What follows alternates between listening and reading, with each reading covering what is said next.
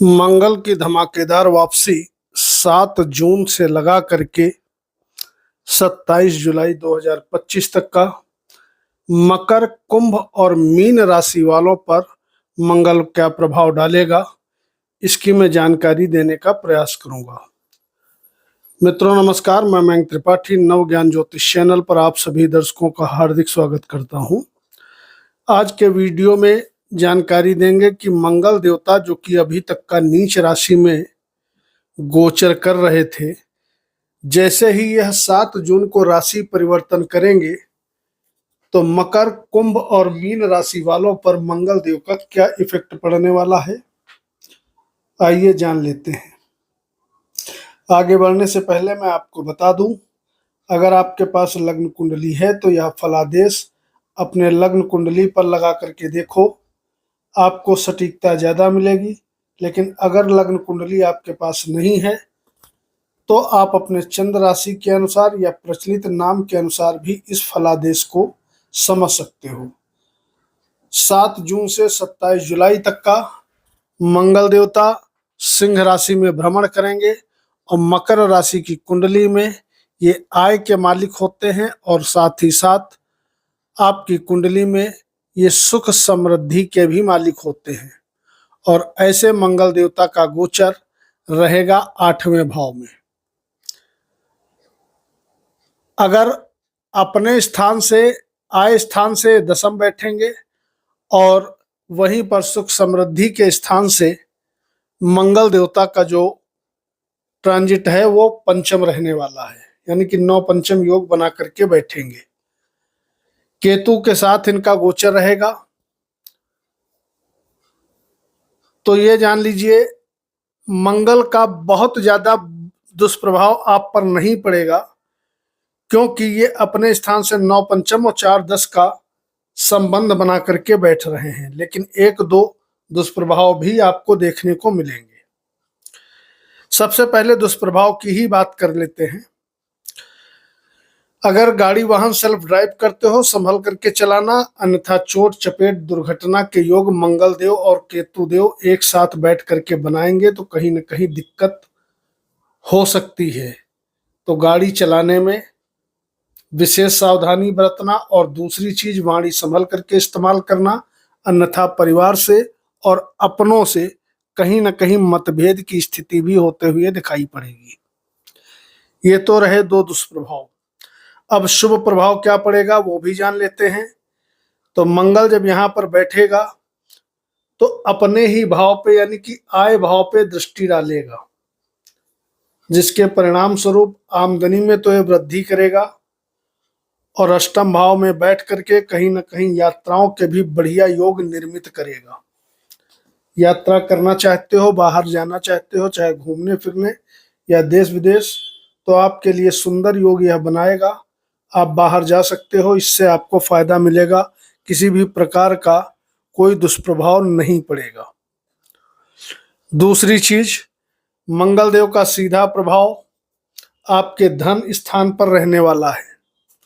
जब धन स्थान पर रहेगा तो मैंने बताया वाणी दोष तो ये जरूर देगा, लेकिन कहीं ना कहीं मंगल केतु दोनों ही ग्रह जब धन भाव को देखेंगे तो धन को बढ़ाने का ये काम करेंगे।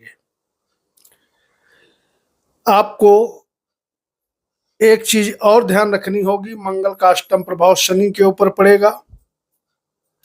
शनि आपकी कुंडली में लग्नेश है, तो यहां पर यह ध्यान रखिएगा, छोटे भाई बंधुओं से बना करके रखिएगा तो आपके लिए अच्छा रहेगा। इस समय आलस्य से आपको बचना होगा। आर्थिक रूप से तो मंगल का किसी भी प्रकार से कोई दुष्प्रभाव आपको देखने को नहीं मिलेगा, लेकिन कहीं न कहीं जब शनि पर इनका प्रभाव रहेगा और वाणी स्थान पर राहु पर इनका प्रभाव रहेगा तो वाणी दोष और आलस्य की मात्रा आपके अंदर आते हुए दिखाई पड़ेगी। इसके अलावा चौथे स्थान से चूंकि ये पंचम बैठे हैं तो एक शुभ फल आपको जरूर ये दिलाएंगे कि अगर आप प्लानिंग कर रहे हो मकान वाहन आदि की, तो आने वाले समय में वह सपना मंगल देव की कृपा से पूरा होते हुए भी दिखाई पड़ेगा। ओवरऑल अगर देखें तो आपके लिए मिला जुला फल है। कुछ मामलों में बढ़िया है तो कुछ मामलों में आपको सचेत रहने की आवश्यकता होगी। आप ओम शनिश्चराय नमः इस मंत्र का कम से कम 31 या 51 बार रोज यदि जप करते रहेंगे तो जो दुष्प्रभाव मैंने बताए हैं इन दुष्प्रभावों से आप बचे रहेंगे। इसके बाद जानकारी देंगे अगली राशि जो कि है भैया कुंभ राशि। कुंभ राशि में मंगल देव का गोचर सीधे 7वें स्थान में होगा। कर्म का मालिक है ये और साथ ही साथ पराक्रम का मालिक है। केतु के साथ बैठ करके अंगारक योग यहाँ पर 7वें स्थान में बनने जा रहा है। मांगलिक योग आपकी कुंडली में भी बनेगा। तो पहले आपको भी दुष्प्रभाव बता दें, वैवाहिक जीवन में पहले से किसी भी प्रकार की नोक झोंक चल रही थी तो वह नोक झोंक बढ़ सकती है। इसलिए कोशिश ये करिएगा पति पत्नी आपस में सामंजस्य बना करके रखें। ऐसी कोई बात न करें कि आपस में वाद विवाद उत्पन्न हो। जितना ही प्यार से रहोगे उतना ही आपका वैवाहिक जीवन अच्छा चलेगा। और जिन लोगों का पहले से ज्यादा गड़बड़ी चल रही है तो यहाँ पर मंगल राहु और केतु के प्रभाव से कहीं ना कहीं दिक्कत होते हुए नजर आएगी। तो ये तो रहा दुष्प्रभाव। दूसरी चीज मंगल का केतु का 2 ग्रहों का प्रभाव सीधे आपके लग्न पे रहेगा और साथ ही साथ मंगल का प्रभाव आपके लग्नेश पर भी रहेगा। तो आने वाले समय में जल्दबाजी से आपको विशेष रूप से बचना है। जल्दबाजी में यदि कोई डिसीजन आप लोगे या कोई काम करोगे गुस्से में तो आपको परेशानी होगी। अदरवाइज यदि धैर्य से काम लेते रहोगे तो कोई दिक्कत नहीं है। कोशिश करिएगा कि मंगलवार के दिन और शनिवार के दिन कमर के ऊपर लाल रंग के कपड़े गलती से भी ना पहने, अन्यथा आप परेशानी में पड़ जाएंगे। ओम शनिश्चराय नमः इस मंत्र का जितना अधिक जप करोगे उतना अधिक आपको फायदा होगा। कार्य क्षेत्र पर मंगल का चौथा प्रभाव पड़ेगा अपने ही घर पे।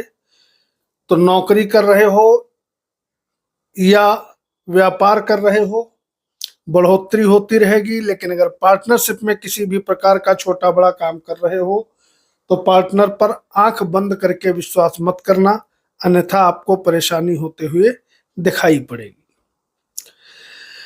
इसके अलावा ये भी ध्यान रखिएगा कि लग्न पर और लग्नेश पर दोनों पर ही मंगल की दृष्टि है। तो आपको इस समय जल्दबाजी से क्रोध से तो बचना ही बचना है। कोशिश ये करना है कि शनि देव का मंत्र जरूर आप जप करें। आपके लिए मंगल का गोचर बहुत ज्यादा पॉजिटिव नहीं है। शनि देव का यदि मंत्र आप जपते रहोगे तो आपको फायदा होगा।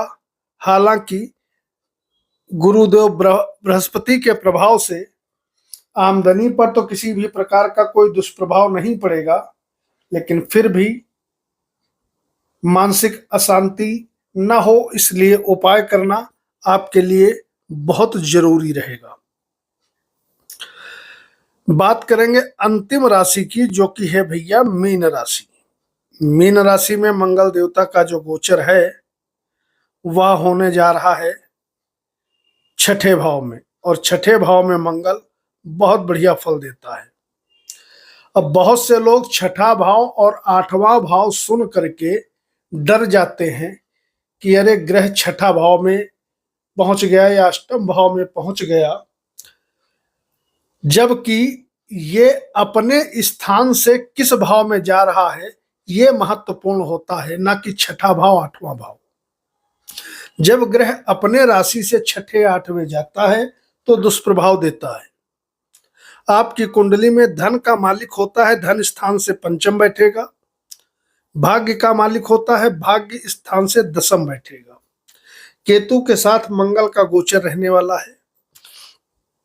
लग्नेश आपके ऑलरेडी चौथे भाव में बैठे हैं, तो मंगल देव के प्रभाव से आपको बढ़िया फल मिलेंगे। शत्रुहंता योग के प्रभाव से शत्रुओं से छुटकारा मिलेगा। आपसे जलने वाले, आपसे आपके कॉम्पिटिटर्स सभी परास्त होंगे। कर्ज वगैरह यदि ले रखा है तो निश्चित तौर पे मुक्ति मिलेगी, छठे भाव में मंगल होने के बावजूद।